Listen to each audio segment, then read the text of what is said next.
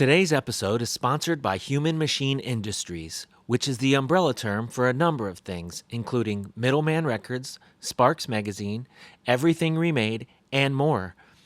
In whatever form these things take, all of our endeavors are community-focused and simply cannot exist without your support.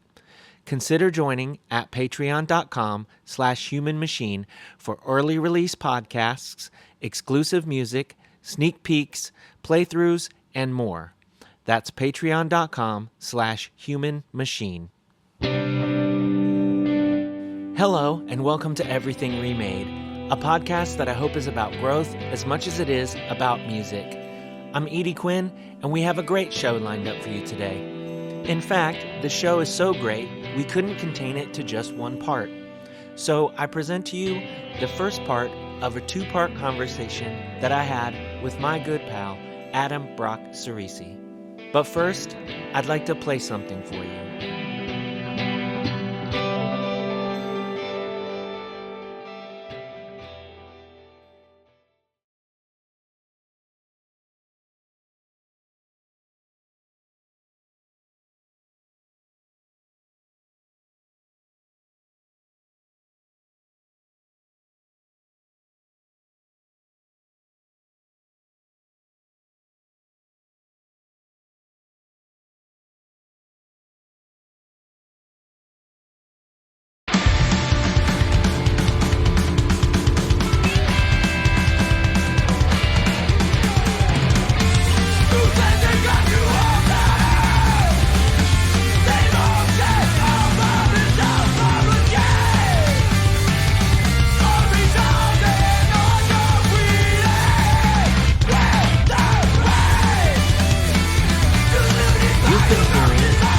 Like a Dickhead by Carrion's Twins, featuring my pal, Adam Brock Ciresi on guitar and vocals. The song comes from their new album, Those We've Lost and Continue to Lose, which you can find on Bandcamp now.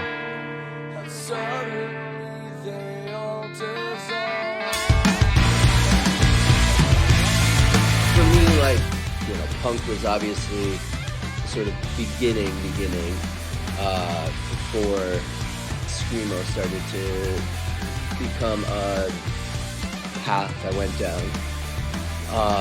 But music was something I grew up with, and I'm sure that's something we talked about last time I was, did this type of interview with you. Because my dad was a jazz musician, played drums. He constantly had jazz in the house. My mom came from a family of musical family. Like her father, my grandfather, was a Broadway singer, and in really cool Broadway shows like Oklahoma and Unsinkable Molly Brown, Annie Got Her Gun, lots of really impressive work. And so music was always encouraged in my house. But it wasn't a thing for me until probably around middle school, when I thought, hey, I want to be in a band. And it's a little hard to locate, but something is coming to mind. And this might not be the exact moment, but I feel maybe significant enough to share. And then maybe this will rest some other memories for me. But I grew up in kind of like a lower income neighborhood in New York. And the benefit of that, there was a lot of other families that were there. And so I kind of grew up in a neighborhood with a lot of other kids. And I remember this one person who he was kind of a little rebel. He was a couple years older than me. His name was Bill. Actually, he still plays music to this day. So shout out Bill Colvin, his name is. And back then, he was known as Bill Wazoo because he had a punk band, Wazoo, which is really funny. I just recently started seeing a band named Wazoo playing out of California. I think like a Screamo band or something Screamo adjacent. And I keep forgetting to tell him that there's a band with his old punk band. They sounded like really early Blink-182, because that was all that was around back then, was like Cheshire Cat era Blink-182. But I had a couple of close friends in that neighborhood that were my age or younger, and he was like the first person I befriended in that neighborhood that was a little bit older than me. And he was really into punk, and I had known a little bit about it. I wasn't that familiar, obviously, just because of the radio, like Nirvana and whatnot. But I didn't know much beyond it. Um, and he would talk about a band he would play in, but like I'd never seen anything much more about it. And this is back, before like we had any internet or anything. So if you had something, you had to really hit the streets and, go give your music to record stores or like Yeah, go walk up to people that seemed like minded and be like, here's my demo and yeah, pander it. you really had to put it in front of people physically in one Oh way or yeah, a another. lot of Yeah. work for sure. Yeah. And I remember I think gosh, I know I was in middle school. I just can't remember what age. I must have, or I think it was maybe sixth grade. It could have been seventh grade at the latest. And I was invited to go to this show at a VFW hall or like an Eagles Lodge or something, some Veterans Hall in a town nearby. That a bunch of my friends, we found one of our parents to be able to drive us all there. Might have even been a school night too, which was crazy. And like we were very young, and we went to a show and Wazoo is playing. The kid that I had recently started hanging out with, Bill, who again was like I want to say he's 2 years older than me, and it was awesome. Like I mean every band that played. Actually, fun fact, that show it was okay. I knew as soon as I was going to bring this up, it was going to rest the memories from the deep pockets of my childhood. That show was actually like this weird little festival, a record label at the time called Town Hall Records. And one of the people that was involved with that scene was Steve Roach. Oh, really? And he had a really sick band. I want to say that band was God Awful. And yeah, they were really cool punk, like really different vibe. It wasn't just like the pop punk thing, because they eventually he went on to have like Life Detecting Coffins, which kind of felt like a similar vein of music. Um, but so I remember seeing my neighbor, my friend Bill's band, and I was like, whoa, like like this rules, and then I was watching these other, actually one of those other bands, I think it was also in God Awful. Um, and I'm not entirely certain that was Steve's band. It could have been one of the other Town Hall Rec bands. But another kid who was good friends with Bill, his name was Mike Shaw. He ended up he's the guitarist in this band that's blown up like huge in the hardcore scene called Mind Force. You've Yeah. heard them? Yeah. Yeah. And so like I was really fortunate for where I grew up in New York. Like as kids, all these people were really passionate and they still play to this day. They Yeah. have kids That's as wild. well.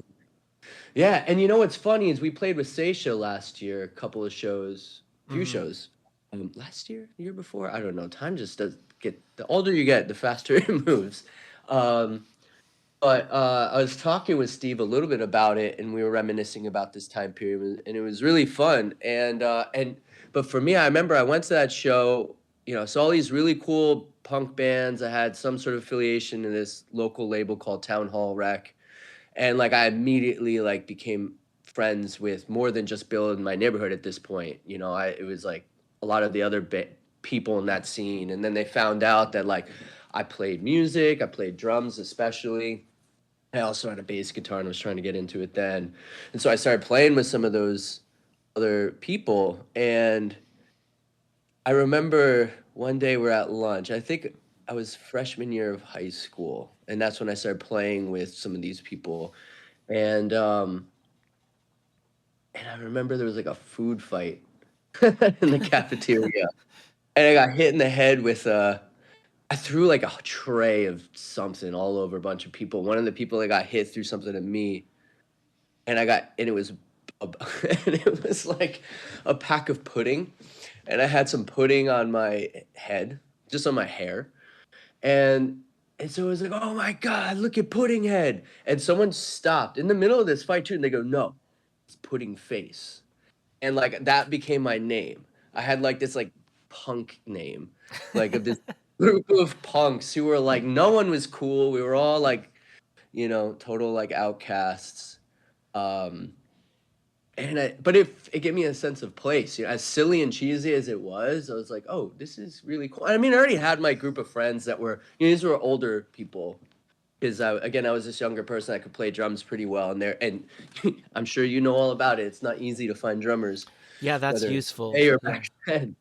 Um, but so like my regular group of friends, we got into punk and stuff more because like that show specifically like really opened us up to a local scene and being like, we should do this, Hmm. and also skateboarding was a big thing, CCS magazine, Trans World, all that always had like the cool punk bands. And getting skate videos and be like, what is this music here? And like, I'd learned of so many sick bands because of old skate videos. Um, but that was a moment where I like found myself in a scene that I was like, wait, this is more than just wanting to play music and enjoy it, appreciate it. Like it's a community of people, and we are like getting close in unique ways. And yeah, that for me was a very important moment. And then it continued on from there. Like I played for a couple of years with these people that are more into like straight up classic punk. And then I met some other people in my school that like introduced me to Shai Hulud and like Converge and stuff. This is like, I remember them introducing me to Converge and I was really into it. And I remember one day one of those people came to school with an album that they just gotten from a record store saying, I just got this new Converge album yesterday, just dropped, When Forever Comes Crashing. And it was just a mind-blowing moment, and that was where felt punk became a little limiting to me at that time, because I just couldn't believe people were making music like that, Hmm. I still listen to that Converge album. Actually listening to the new record that they put out, I think it slaps, but I'm still waiting for the moment that anyone gives me something that's like When Forever Comes Crashing. There's nothing else in the world that's like that. And so yeah, that I would say it was like middle school up until like early mid high school, where I had like these series of events that were all, again, the biggest thing from it was community, was a Yeah. friend group, people that went beyond just, I go to a skate park, wave someone, do couple cool tricks, and we like pat each other in the back, give a hug, and say bye. These are people that we wanted to, that it felt like family. It was more than just music, it was identities. Yeah. Because like it sounds like you you have a perspective that like being like having this like musical family in that way, like Mhm. you like at least you're not coming at it from like your family is like you shouldn't do that, it's a waste of your time. But like it's such a different, like when I'm thinking about it, and I could be thinking about this wrong, but it's such a Mhm. different like um like if you ever saw like your grandpa or whatever in one of the Mhm. shows, like that's not like that's not even what we get out of music. Right, That's right. such a different thing. It's Mhm. it like it would almost like be antithetical, like if you were like, I don't know, like No, I know what you mean. It didn't come from, yeah, because as a kid, you're I was like, handed so much music. I had a record collection to sift through of my parents, and uh-huh. I mean, such an early age. I got kicked out of class one day in second grade because we were doing show and tell, and all I did was bring in a bunch of tapes that were given to me from my mom and my mom's best friend, Hmm. who uh, she was obsessed with Axl Rose, Oh. and gave me Use Your Illusion 1 and 2. Uh-huh. I wanna say it was 2nd or maybe 3rd grade, and I brought that brought that album in for show and tell, and I got kicked out of class that day because the lyrics on there's a song called "Back Off Bitch." Oh. They Yeah, were like, "How dare you bring this into the yeah, I school?" mean, it makes sense from their perspective. Like, yeah, you can't say that in class, so you can't bring that in here. Like, but No, no, absolutely. No, no, yeah, for sure, but it's funny because I was handed lots of cool mu I mean, by 3rd grade, I was listening to, like, Metallica and Maiden and Megadeth and Guns N' Roses and of course, Zeppelin and Pink Floyd and everything that you can imagine from classic rock in the 60s, 70s, 80s. And then, of course, my dad only really loved jazz. And so I listened to music even way older than that. And he was a musician when he was a kid he was a doo-wop singer for a while, and then he became a jazz drummer and played in jazz bands. So I even like had that side of music, but that wasn't necessarily mine, That Yeah, wasn't it's like not where until you I get hit in located the face with the myself. pudding and it's Yeah. like, you're one of us now. And then you Yeah. see what that means. Yeah, I hope that anyone from my childhood hears that I brought up but yeah, I mean, it would and actually, in fact, when, my grandfather, I think, passed by the time I was 15 or 16 years old, and my mom started sharing with him that I was into music, and I mean, he just couldn't even comprehend what the music was that I was doing. It wasn't even musical to him. So for him to have been there is absurd. And my mom supported it. My mom was into it. She always would tell me, don't necessarily bank on it as what you'll do for the rest of your life, but I think it's great to do right now. And I think she was probably going off of what my dad had done. He took it seriously for a long time and then kind of dipped out of it when he had kids. Um, but my mom would always hold space for it because, again, her father was a really successful Broadway singer. So there was possibility with it, but yeah, I then I became really rebellious and I hated my parents and I kept running away and I would go stay with people that I played music with. I mean, it was literally like, yeah, I feel like when that movie, when the hell did SLC Punk come out? Do you have any recollection? Oh, I don't know. It was Mid to mid late 90s? Yeah, when that came out, it was just I just felt as if a large part of my life story was being, it was a validating movie for me. I mean, I also thought it was a little cheesy too, but there was aspects where I felt, oh yeah, I am sleeping on the couches of these people that are significantly older than me, a bunch of older punks seeing me as a younger punk, and it wasn't just about the music; it was about a lifestyle thing. But shows was the best part of all. Mm-hmm. Yeah, I don't know. It's weird how, like, I don't know. Like, it's weird how there's there's people that, like, didn't really know me very well at all, like that, like they knew because, like, I played some music for them once or twice and I would end up, like, on their couch for like a week or something. And, like, Yeah. you know what I mean? Like, Mhm. it's I don't know. I mean, there's there's so much that could I feel like there's so much that can be said about music, which is, like, why it's just fucking constantly blowing my mind that, like, it gets no, like, it gets like, I feel like music is the most, like, shit on thing in the entire world sometimes. Especially Like, under capitalism, yeah. yeah, it's just like like there's, like, literally assholes out here being like, why should you make music, or why should you listen to music anymore? You should just put your ideas into a fucking app and, like, you know Right. and I'm just like, are we fucking serious right now? Because, like, there isn't any, like, there is no avenue where a human being making their own music, like, is not the most fucking beautiful and, like, Right. magical shit in the world to me.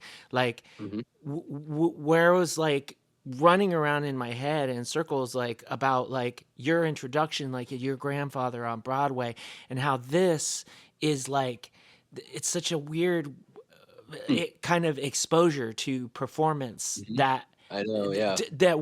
like, because we found what we need out of it, and that's, like, screaming at people and you're rolling out of the floor, right? Like, we found that eventually, but that first thing, that's such a different, like, you're like, this is so proper, and it's so, and everything is so like neatly ordained Hmm. planned and everything, Right. and that does not make that any less like miraculous and beautiful, like, to me, right? It's just like Oh, that I wasn't, agree. yeah, and so Well, it's just like the fact that music can be all of these things, and like, and millions of things that people have not even thought of yet, mhm. and like it gets, like, I feel like it's just constantly like Ticketmaster guys are laughing at people, and Oh you my know what I'm God, yeah. saying? Like, it Mhm. is one of the biggest industries in the world where like the people who make it are like laughed at and shit on, and it's like Right, so totally. wild. Well, something that's kind of fascinating too. I'm just thinking of, I'm sort of sharing my upbringing and like the sort of familial aspects and everything. It's something it's kind of really fascinating phenomenon for me is, I shared how different this path that I got into music. I mean, I remember my dad teaching me some stuff on the drums, very, like jazz rudiment stuff. Hmm. And at a certain point, I remember saying, I really want to learn how to play this drum. I think it was trying to figure out how to play Linoleum by NoFX. And Oh, he so looked just at me like and a he goes, D beat? yeah, yeah, yeah. It Yeah, was just, but like the fast DB, like yeah, where yeah, it for was, sure. like no FX fast. Uh And and he just looked at me and goes, "You're on your fucking own." Like he's like, "This is I couldn't care less about this," huh. you know? And it was an interesting moment. Actually, I just like I feel like today was therapy day for me. Friday mornings is when I have therapy, so I open up a bunch of shit, then I leave therapy and I'm just like moping around. It Like I just walk yeah, stuff's yeah, on and it's always cycle. like Yeah. yeah, a lot of childhood trauma stuff gets opened up, so I feel like you're catching me on one of those right now. When I was really young, I think I was maybe first grade, second. I was really young when my dad grew up Catholic. He's not really religious at all anymore, but when I was a very young child, he would do like my nightly prayers with me. Like the "Now I lay me down to sleep," whatever the thing is at the beginning of that or the part of the Metallica Metallica. song, Yeah, Enter yeah, Sandman. exactly. Yeah. And I remember one day stopping my dad, and I was like, "Do I have to keep doing this if I don't think there's a God that's listening to me?" Like, and I was like pretty blown away as an adult now, knowing that I said this and felt this way at such a young age. And he just like rested his head on my face while I was in bed, and he said, "It's okay." He like kissed me and left, and I felt really bad about it.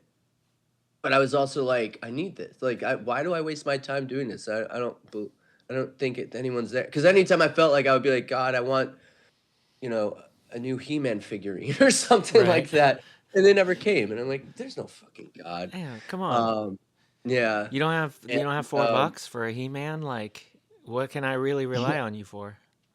right, totally. And so that was a moment where I just felt like I had my own path. And my dog is about to go crazy because FedEx is here, so I'm gonna move her to a room. No, no, no, no, this way. Um, so anyhow, that was a moment where I felt like pretty empowered, and I was choosing my own path, and it diverged from what my parents had been sort of rearing me on. And then and it's just funny that I'm using this correlation because I remember when I was in probably seventh grade, and I'm trying to learn these more than just rudimentary stuff, and it's not jazz, it's punk stuff. And my dad just kind of had that same moment with me. He was like, "I'm happy to see you so passionate and into this, but we're gonna go we're gonna we're going in two different directions now." And I kind of learned all this stuff on my own, and he was like proud of me, but he was also, I could tell it was like a bittersweet, like, well, all right, I'm not gonna have the like jazz drummer son that I wanted. Mm.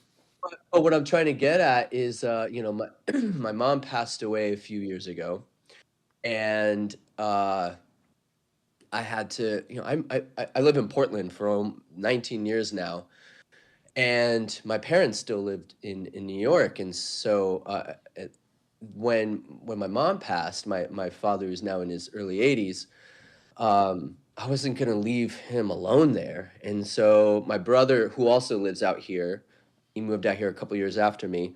Um, him and I, you know, moved my dad out here, and we liquidated our family home, like 45 years of family history. Took that money and I found a property out here that has two homes on it, like one really large ADU home and then a craftsman style bungalow, and we have our own respective spaces. But I'm here like with my dad, especially after my mom's gone, and we have like redefining family in a way that I've never known it, especially having moved so far away from him, and my mom, and being very distant.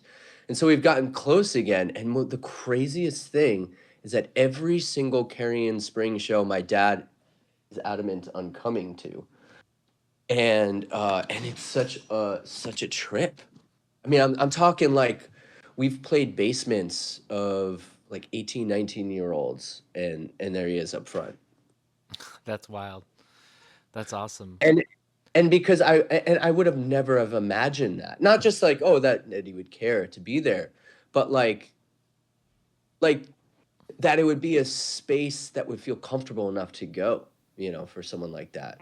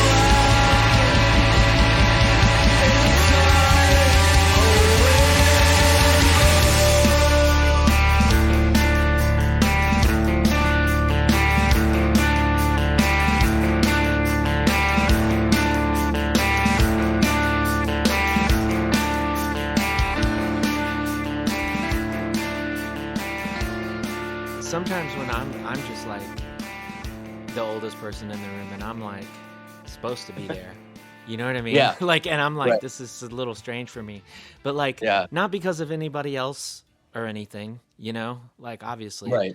and not because of like me even. It's Mhm. just a thing, right? No, absolutely. I mean, we're at an age right now where a lot of showgoers are literally more than half our age. Yeah, yeah. I mean, I have a daughter who is like older than some folks that come on my show, and I'm like, Wow. and I don't think I mean, for sure I have with people that I know like well and like Hmm. are my in real life friends and I talk to about like varying things, then I will talk about stuff that like I would not talk about to lots of people. So I'm not Hmm. like, if you've listened to more than one episode and you're like, well, you talk about some weird shit sometimes. Like, yeah, but I know those people, like, Right. but when when I just talk to like random people, like, of course, I'm not talking about anything,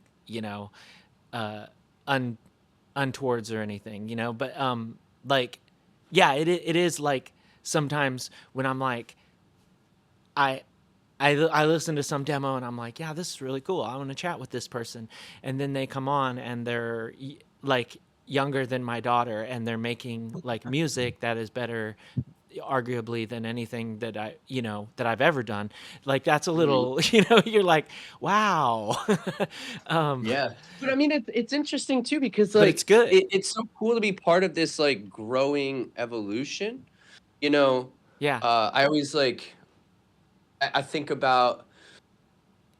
I mean, think about like the earlier screamo days, like the simplicity of music compared to like some of the bands today, which are just like Yeah, they unbelievably complex. I've seen it called Baby's First Screamo.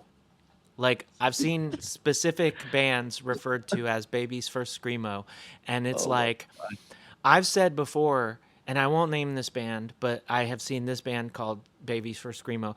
But I've said before that if you have not ripped off this certain band yet, then you're like not really a screamo band, Yeah, and yeah, of like, course. and yeah, that's like I think that's where you're getting with that. That like, yeah, um, it came from like right here, and this was going like this, and then Hmm. this band came out and altered it in this certain way, and then like Right. City of Caterpillar came out and altered it in this certain way, and then Yeah. all these like Combat Wounded Veteran, Universal Man, all these bands had Hmm. these things that diverged on like these different paths, and until now we're in uh, an era where kind of anything can go at any Right. given time. Right. And Yeah.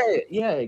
Exactly. And that's something that I think is so fun. I mean, we just announced like 2 hours ago that we're doing several day tour with Playbirds and Mao and Othiel.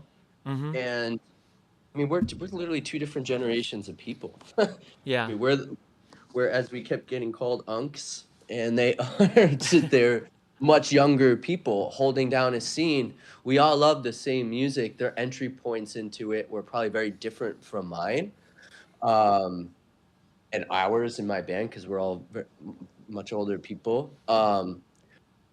But it's so fucking cool how much common ground we have across generations where that seemed when I was a teenager or when I was turning like 20 years old, there's no way I felt like some sort of like I didn't think that I would connect with people in their 40s, you know? mm-hmm, I thought they were like dinosaurs. I thought that they were so out of touch with what was happening and what was cool. And that might have been the case. I'm not sure. I think I was probably a little narrow-minded and myopic in what I thought was cool back then. Um,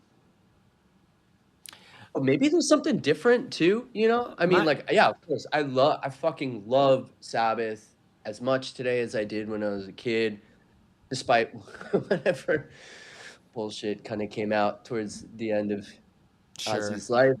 But still extremely formative for me. But there wasn't like this direct lineage of music from the 70s, even 60s that kind of like set me up for, screamo. yeah, There's a very different thing. Whereas for me, like in my teens, when I came across screamo, hardcore, and punk, um, it's how cool it was then is how cool it is still today. It's there's something different, and I'm so proud of being part of this scene where I more easily connect with people half my age because of it, rather than people who are my age and like know nothing that do not care about this scene of music, and then inextricably possibly don't care about a lot of other important things I see in the world that emo and so forth tends to focus on, yeah, and like political stuff and yeah, cultural aspect. And so that's just it's just so fucking special. And not to get like all anthropological about it, but like it really is such a fascinating thing. yeah. Um I when I was like the first band I ever went on tour with, like the other guys in the band were like over 30, and I was like just about to finish high school. So like yeah. I I You're like, I oh, you're hitting retirement soon, huh? it was well, and it was like one of the guys was like real touchy about it, and and um, it was it was cool. Like they were vegan and they were like, you know, and and they were like really like um, they were really like PC and stuff, which like I'm like nobody was then. You know what I mean? Right. Like, Yeah. they Except were for like like me really and my friend. politically minded. They were vegan. They were older.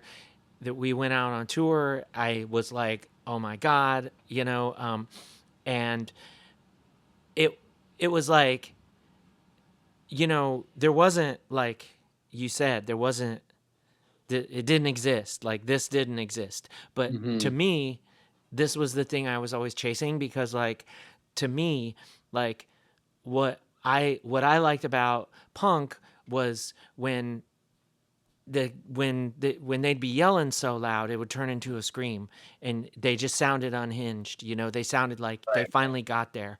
And what I liked Yeah. about metal and stuff is it was constantly trying to be faster, Yeah. and like I needed those two things to come together so bad. And Right. like, Right.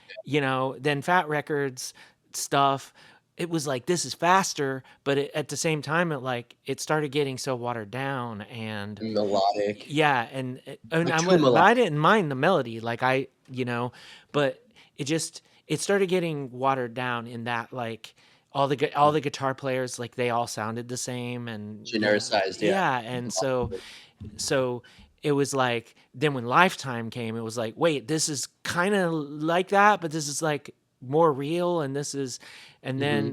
then from Lifetime, then the next thing I'm at a show and Usurp Synapse is playing, and I'm like, oh, like, like this is I was like, this is, I'm watching them and I'm like, I don't understand anything that they're doing musically, but I do understand this is what I was like looking for. Like Right. Right. Yeah. this sensation is what I was like, this is like, and yeah, I don't know. So like I can't imagine like having to coming into this and having like 20 years to Right. to To to sift through and yeah, like. just right from the jump, to just be like, Yeah. Yeah. Totally. Yeah. I mean, yeah, we got to watch the evolution of it and participate in it. Um, what's interesting too is that I shared how much skateboarding was a part of it, but it was because with skateboarding, I mean, so part of skateboarding for me back then was, I it's funny, I live in Portland now for a long time, longer here than in New York almost. Um, and this place is just a bastion for skateboarding. I mean, I can't actually tell you how many skate parks exist here. Dozens. Uh, and everyone is so fucking good. And it's kind of like the same thing with punk. I was going to use this analogy earlier. The kids that starts there's 7-year-olds who are better than Tony Hawk was at 30, Like, yeah, it's absurd, and seeing that evolution is cool. It's like, how is this possible? How can people start from nothing and learn how to 360 flip in the first month? That yeah, took me 10 years to learn how to do, yeah, you know? yeah. But I see but the some stuff sense sometimes. I'm like, oh my god, what is happening? yeah, and then I'm like, is this AI? Is like now my brain is Oh yeah, fried because I can't trust anything. What is right. going on? But the feeling of, getting together with my friends saying, where are we gonna go skate? What is something we can skate? Is there a curb? Is there a three-step? Is there just a smooth parking? Like, where can we go? And be like, oh, this bank or like this deli or whatever. And you just and it would be a matter of time before you get kicked out. And that was part of it. That was something we enjoyed. It's like talking shit. Why are you shitting on us? Like, let us do our thing. We're not bothering you, and just let us ollie off this. Yeah, And and that's kind of what like punk and hardcore had in screamo was oh, like I'm gonna scream as loud as I can. I'm gonna get as fast as I can. I'm gonna play the devil notes or whatever, that classical music barred for the longest time. I'm gonna do all those things that we weren't supposed to do. And I think it was just the allure of all that, of like pushing against establishments, pushing against these social mores was what like I think led me down this path. And obviously I see this in other scenes of music too. I mean, I love so much hip hop and rap, and I always tried to get my dad into it. You know, the recent for Christmas, my dad got me this Ahmad Jamal trio record, and I'm listening to one of the songs, and there's like this one song that's kind of like more free jazz, and I'm like, this sounds so fucking familiar to me. What is this? And eventually I realized it's a Nas song. Well, like Nas sampled it. I think it's the song "Whose World Is This?" It took me a while, and eventually I was like, no fucking way. And I grabbed my dad. I'm like, Dad, that album you gave me, listen to this. And I put on Nas, and he was like totally uninterested. I'm like, how can you not be stoked on this? Like, the music you grew up with had such an impact for a whole other culture, you know? Like, that to me is what is so cool about music we're part of and a few other scenes. I think predominantly really just kind of hip hop kind of has a similar thing too. Mm-hmm. Yeah, I I've said like, before, but there's a to me there's a like, if you take the singing of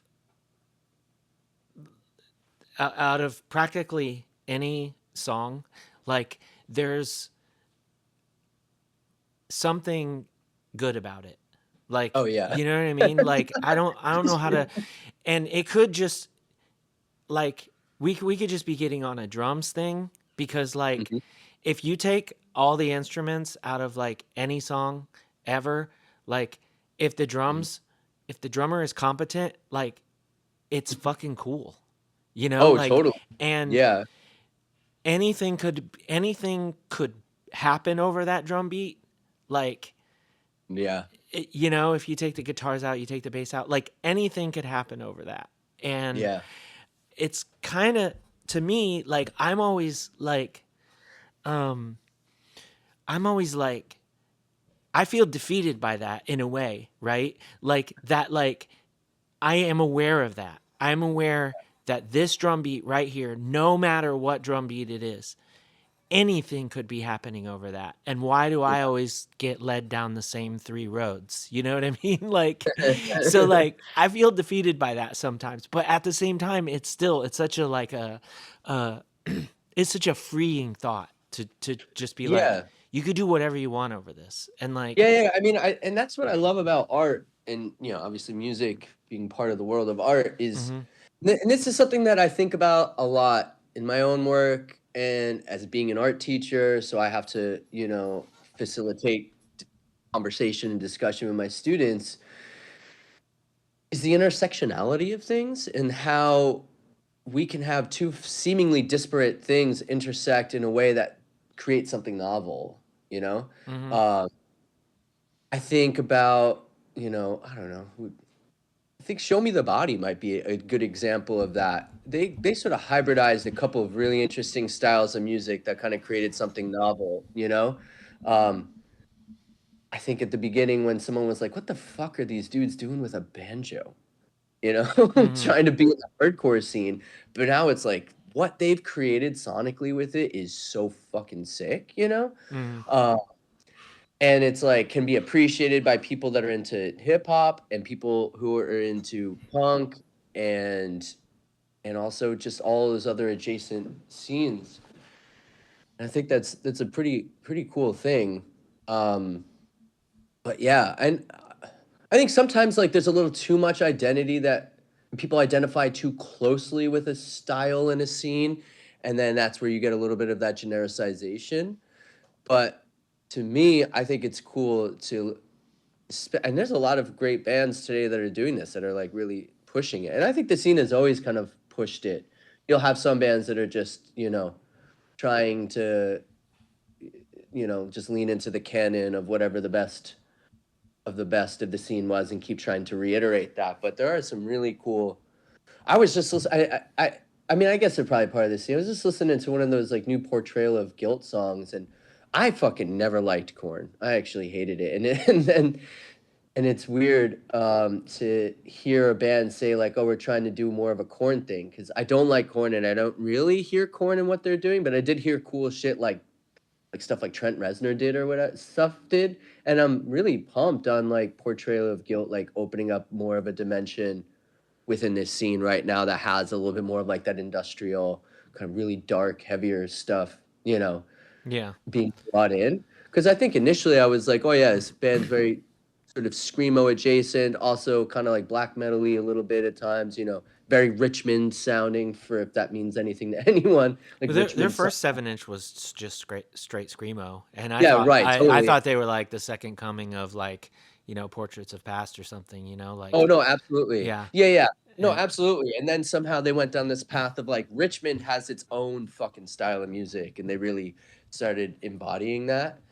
Um, but what it's brought now, I don't know. I think it's cool. It keeps things interesting, and I get stoked on it. Whether or not I'm like oh, this is like my favorite thing. I just get excited to see change happen that's sincere, you know? hmm Or feels it, at least. I would hope so. Again, I don't like corn, and so I don't know. Like, I heard him refer to corn, and then the fucking Limp Biscuit. Like, what the fuck? Do yeah. anyone give a hell about these kids? Like, like, the, it's not there's this just the worst Junkos that are person. coming back; it's the sounds too. Like everybody, you know. But okay, wait. I have been trying to locate this online for a while, and I can't find anything about this. When I was an undergrad at Portland State University, I took a couple of classes on media literacy, and I had a teacher who she did like I think her dissertation was on like some kind of women's studies stuff, and she had this whole lesson that was about like misogyny in mainstream media. How it always has gotten a pass, and she was like, I have a nemesis who is Fred Durst. And she showed us this documentary of Fred Durst that she had had. It was pretty short. It was just on what a fucking piece of human garbage he was. And on the road in the 90s or late 90s, whatever the hell their music was, I really never paid attention, but he had this like alter ego. And if you don't know what I'm talking about, I hope like maybe a listener might, and we could like get to the bottom of this, because like I watched this documentary. He had this alter ego. It was like Doctor Something or something like this. He would wear this like gray wig and this mustache, and he was notorious for taking all like the Limp Bizkit fans that were younger women, bring them on their tour bus, and they would do stupid shit to them, like really degrading, demeaning shit. And I remember watching this video of him and the rest of the members throwing slices of Oscar Mayer bologna. They would have them pull their pants down into their thongs and throw bologna so it would stick to their asses.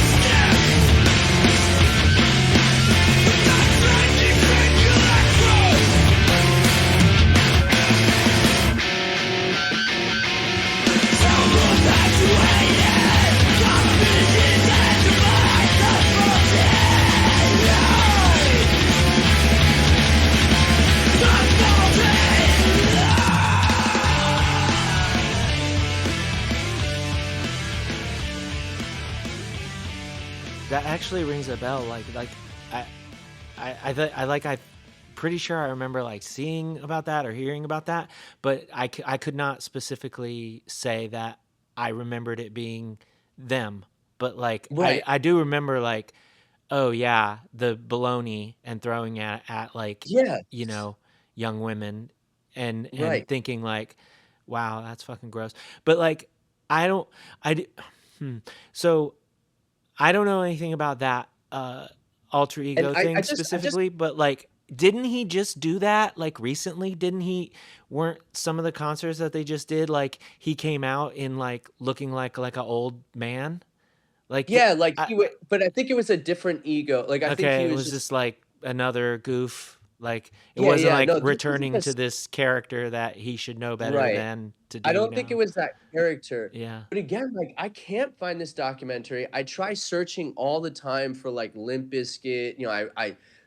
so many things into the search engine, and I haven't found it, and I feel like I'm crazy at this point. Yeah. I feel like I'm I don't fever dream No, I because it was definitely literally remember like like flat. something about like the bologna slices and stuff, and just I don't know, where I would have come across that either, but MTV, Yeah, is all I could think, but yeah, it and is I it is weird cuz like people really are like Fred Durst is like this great, because I'm like because he's not like because unlike a lot of people, like he's not outwardly shitty, but at the same time, like when he was going to do that podcast, it was on Bill Burr's podcast network.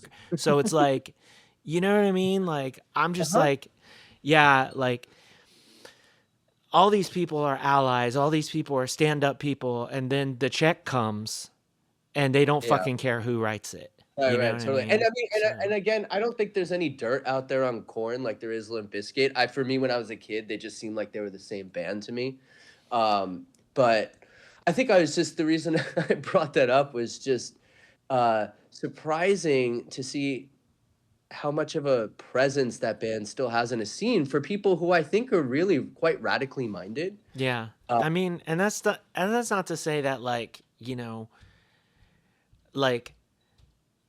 like hopefully obviously he knows better than any of that bullshit now, and like you've like learned, you've I don't know, maybe like you've done some change, kind of bro. work, you know what I mean? Like um Yeah. but my point about the podcast, which like I don't think ever even happened, but like my point about that still stands, like all these people, like like Chapel Roan, like she seems really cool and stuff, but then she did the modeling gig for the basically the Israeli makeup company. So it's Oh, like right. so it's like we're like everybody is cool until and then it's like who when somebody writes the check, and like Yeah. working class people, like we a lot of times we don't have the option to say like no, like when it comes to who we work for or whatever, like people Sure. got to work at Walmart or whatever, like Mhm. so. But like yeah, I don't know, it's just weird, isn't it? Like you're like Fred Mhm. Durst, really? Like this is your I don't know. Like, and I guess, like, what I wanna do is, like, I wish I had this huge pedestal. Now, I don't really ever want a pedestal, but I wish for a moment, like, I had a platform that I could just be like, my family, who's part of this scene and this adjacent scene, like, he was never cool. Like, when we were younger, this band wasn't cool. Yeah. I had friends that liked them, and I would make fun of them, but, like, they weren't cool. Uh don't allow them to be cool now.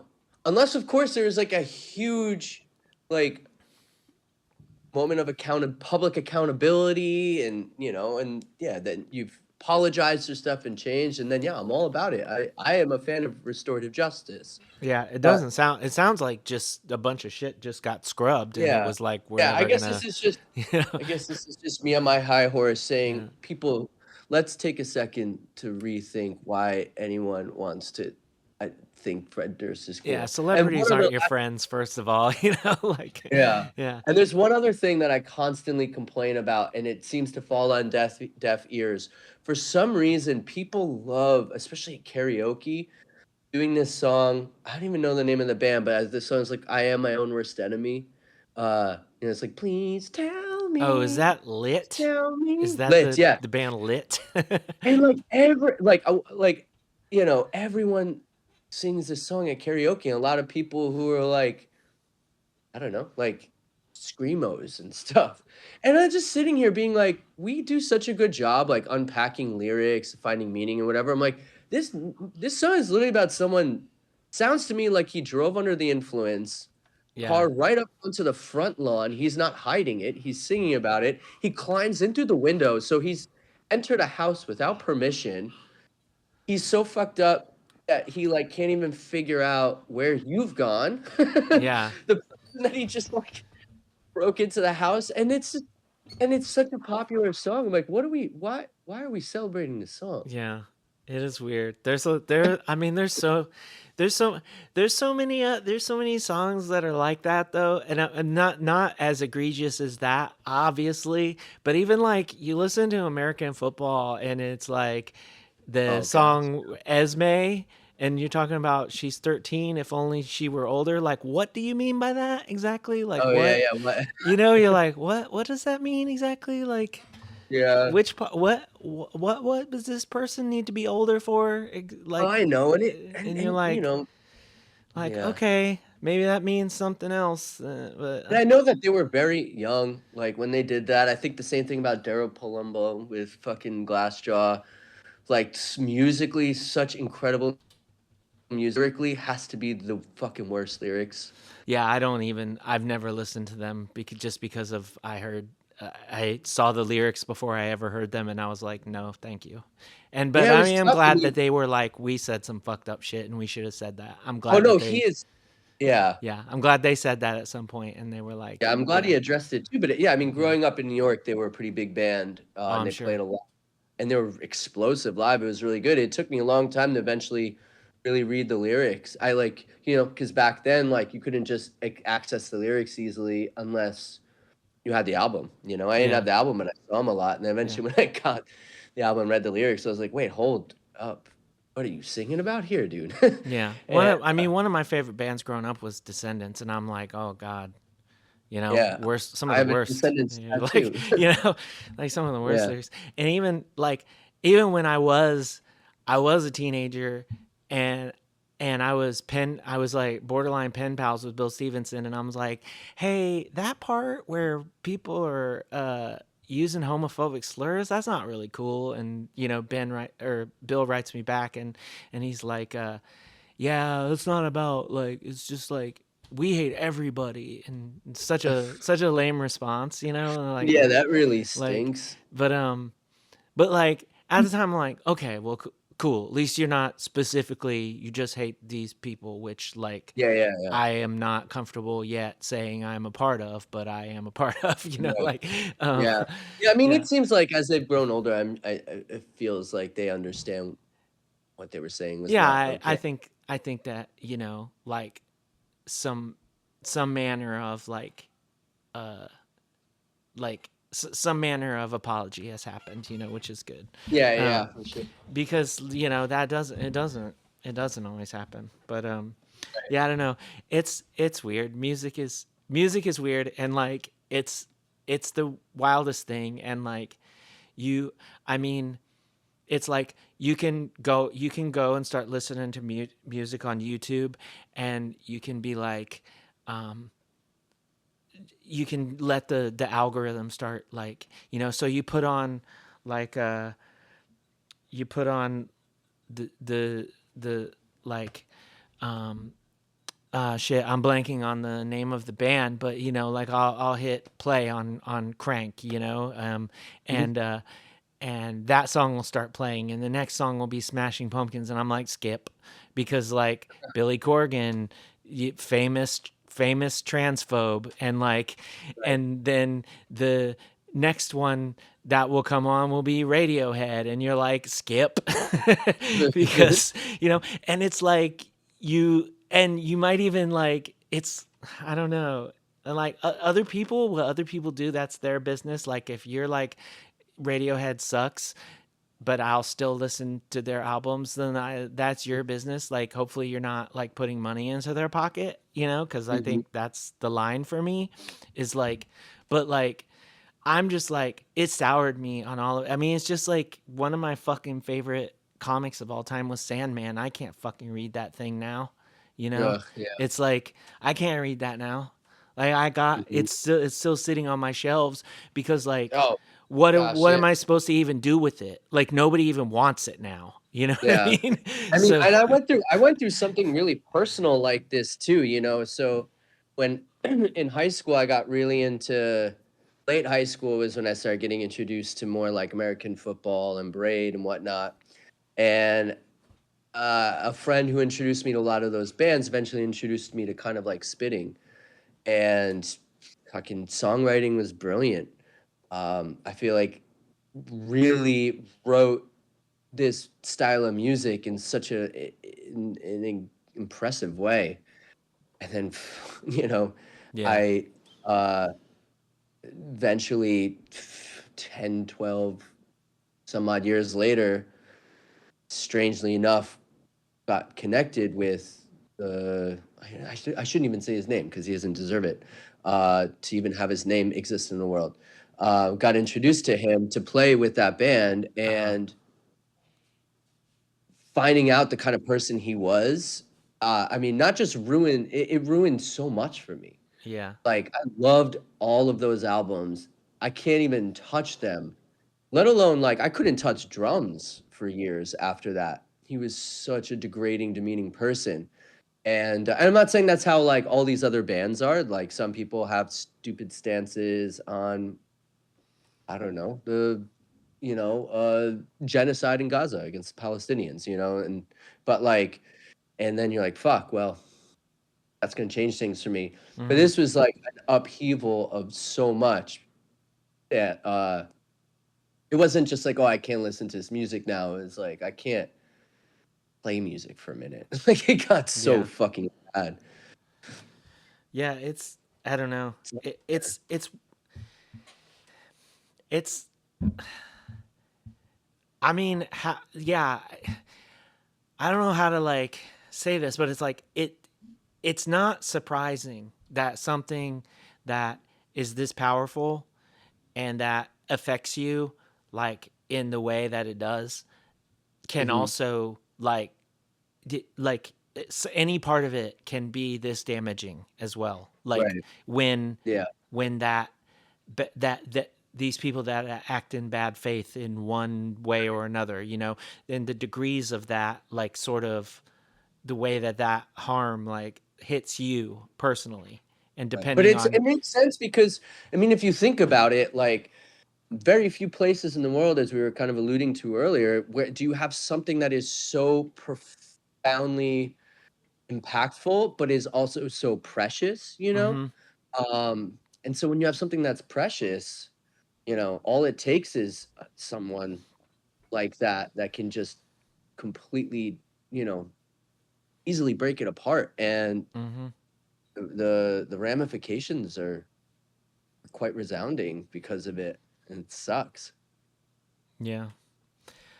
I I'm glad that eventually you were able to start playing music again though, because Yeah, yeah, yeah. I'm grateful to hear that because, you know, I mean, without disclosing just like a laundry list of things, you know, I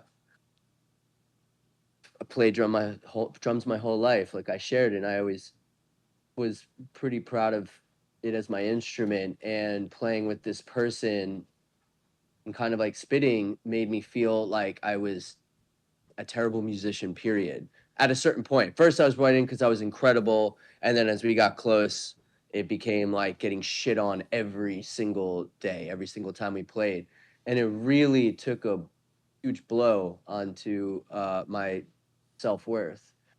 And when I came out of that, even though I knew it, so like other drummers who I found out played before me in that band reached out and they're like, "Oh yeah, I'm sorry, especially for you. I know how he treats drummers. Trust me, I'd been there and it was terrible." And so it was validating, and think to myself, "All right, I need to shirk these thoughts of what it means for my own self-worth." Um, but I really like couldn't touch drums in a band again. Like, yeah, my earlier solo albums that said Goner, I recorded drums there, and did some like little one-off things here and there pretty secretively. But it wasn't until last year that I ever felt actually comfortable enough to play again. And it just kind of dawned on me one day that, I I feel like I just almost quoted a stupid David Cross thing when he goes like, remember an old skit in the like early 2000s, right after 9/11, where he's like talking about person rollerblading in the Chelsea piers, and he was like the whole city of New York was shut down after 9/11 for a while, and like there was quiet everywhere and the streets were closed, and then he was like, there's just this one guy in Chelsea piers on his rollerblades. He going like the terrorists have truly won if Gabriel can't rollerblade around Chelsea Piers. Yeah, it's But like I had that moment where I was like, what the fuck? Like this dude totally won if I continue to not play drums, you know? And that's so stupid to me.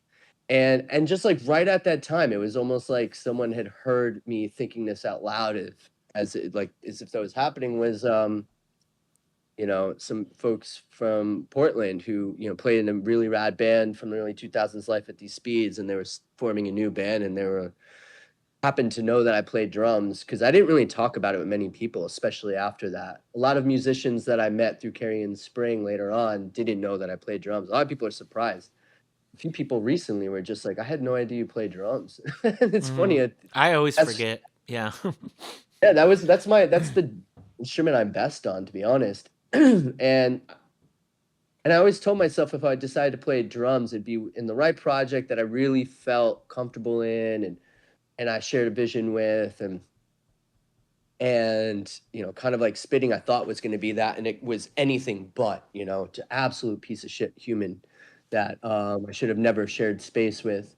And now it's almost a year now that I've been playing with the guys in that band. It's this band called No Energy. It's like all of our favorite styles of music, like, you know, find, you know, influence in here, and we get along really well as friends, and I'm so grateful for it. And something I'm especially grateful for is like with my father being out here now, you know, coming to our shows all the time. He like wants to hear every little thing that I am taking part of because he feels like he missed out on so much of it.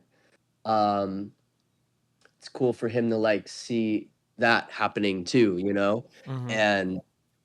And it feels because he knew too that I like I got just absolutely wrecked by the person from kind of like spitting. And I mean, I should say his name so people know. His name is Ben Barnett, and that guy's should never be respected, and none of his music should ever be. I mean, it should be deleted from everywhere, as far as I'm concerned. But and I'm sure people know about what he had done with the band February, Yeah. and so on.